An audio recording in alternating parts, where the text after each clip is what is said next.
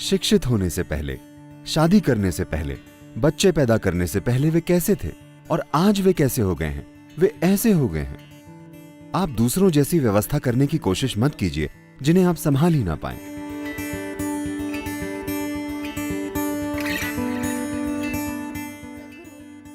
सद्गुरु, इंसानी शरीर में इतने कण, अणु और परमाणु हैं जिनकी संख्या कल्पना से परे है और मन खुद भी बहुत जटिल है। इन दो जटिल साधनों के साथ किसी से सरल जीवन जीने की उम्मीद कैसे की जा सकती है? ये इस पर निर्भर करता है कि आप सरल जीवन किसे समझते हैं। अगर आपको लगता है कि अनाड़ी बनकर जीना एक सरल जीवन है तो मैं इसकी सलाह नहीं देता। लेकिन सरल जीवन का आमतौर पर मतलब होता था कि आप अपने जीवन में जो व्यवस्थाएं करते हैं वो सरल हैं, ताकि वो आपको उलझाएं ना, सिर्फ आपकी मदद करें। हम अपने जीवन में जो भी व्यवस्थाएं करते हैं उनका उद्देश्य हमारे जीवन को बेहतर बनाना है ना? आप शिक्षित क्यों हुए? क्योंकि आपको लगता था कि इससे आपका जीवन बेहतर बनेगा। कोई शादी क्यों करता है? क्योंकि उन्हें लगता है कि उससे जीवन बेहतर बनेगा। लोग बच्चे क्यों पैदा करते हैं या व्यापार क्यों करते हैं? क्योंकि उन्हें लगता है कि उससे जीवन बेहतर बनेगा। लेकिन लोगों के चेहरे देखिए।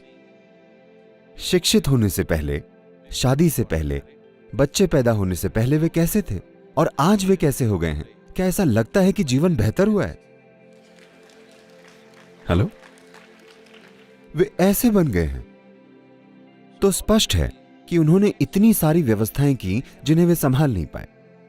उन्होंने अपने संभाल पाने की क्षमता से ज्यादा व्यवस्थाएं कर ली, है कि नहीं?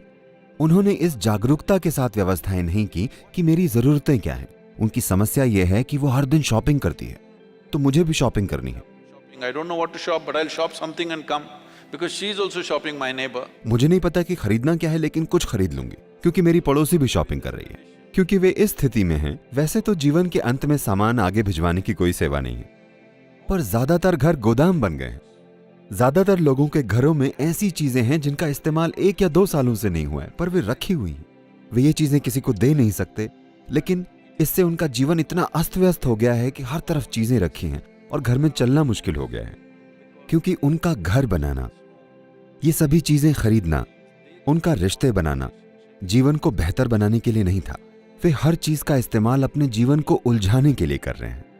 तो सरल जीवन का मतलब है आप उलझे हुए नहीं हैं। ये बहुत जरूरी है। आपको मदद मिल रही है, न कि उलझन।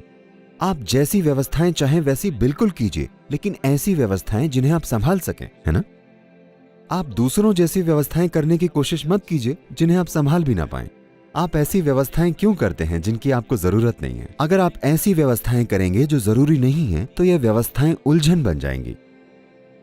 तो आपके लिए कौन सी व्यवस्था सबसे अच्छी है, आप वो व्यवस्था कीजिए।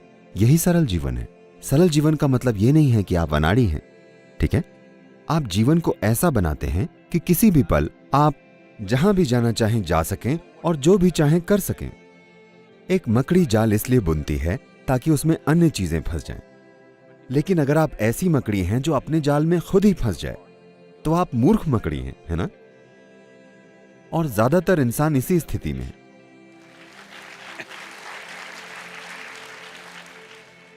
तो सरलता का मतलब है एक समझदारी भरी व्यवस्था जो आपको उलझाए ना। आप ऐसी व्यवस्था बनाएं कि अगर आप इस दिशा में जा रहे हों और वहां कुछ महत्वपूर्ण चीज होती है तो आप उस दिशा में जा सकें। आपकी व्यवस्थाएं आपका जाल ना बने। यही सरल जीवन है। ये बुद्धिमानी भरा जीवन है।